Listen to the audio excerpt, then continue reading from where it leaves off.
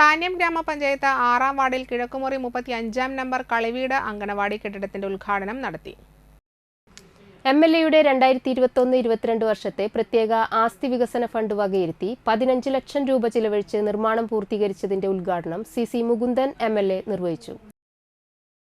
ഈ ഭാഗത്തെ ജനങ്ങൾ നമ്മുടെ ജനങ്ങളുമായി ബന്ധപ്പെടുത്തിക്കൊണ്ടുള്ള നമ്മളെ കൂടെ നിൽക്കുന്നുള്ളത് കൊണ്ട് തന്നെ എന്തു ചെയ്യാനും പ്രവർത്തിക്കാനുമുള്ളൊരു സമ്മൻസ് നമ്മുടെ മനസ്സിലുള്ളതാണ്.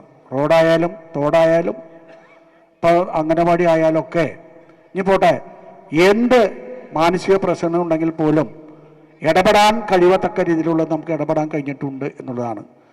ഞാൻ ശ്രീദാ സദാനന്ദൻ പറയുന്ന സമയത്ത് ഓക്കെ എന്നെ ഈ പ്രദേശത്തുമായി പരിചയപ്പെടുത്തേണ്ടതില്ലാത്തത് കൊണ്ട് എന്നോട് ചോദിച്ചു, കുറച്ച് പൈസയാണ് നമ്മുടെ ഗീതാഗോപി MLA കുറച്ച് പൈസ തന്നിട്ടുണ്ട്, പോരാ, അത് പുതിയ രീതിയിൽ പ്രവർത്തിക്കണം, അത് പുതിയ രീതിയിൽ ഉണ്ടാകണം എന്നും. അപ്പം ഞാൻ ആദ്യമായി MLA ആയതിന് ശേഷം പ്രഖ്യാപിച്ചത് എൻ്റെ നാട്ടിൽ എന്നെപ്പോലുള്ള കുടുംബങ്ങളിലെ കുട്ടികൾക്ക് ഉയർന്ന നിലവാരത്തിൽ പഠിച്ച് ഉയർന്നു വരുന്നതിന് വേണ്ടിയുള്ള ഒരു സ്ഥാപനം എന്ന നിലയിൽ നമുക്കറിയാലോ, സാമ്പത്തിക ശേഷിയുള്ള കുട്ടികളെ മുഴുവനും ഹൈ ലെവൽ രൂപത്തിലാണ് നമ്മളൊക്കെ പറഞ്ഞു വെച്ചിരുന്നത്. അതൊക്കെ ഇംഗ്ലീഷ് മീഡിയം തൊട്ടുള്ള കാര്യങ്ങളാണ് മുന്നോട്ട് പോകുന്ന സാഹചര്യം ഉണ്ടായിട്ടുള്ളത്. അതൊക്കെ മാറ്റിമറിക്കപ്പെടണം എന്നൊരു ആഗ്രഹം ഉണ്ടായിരുന്നു.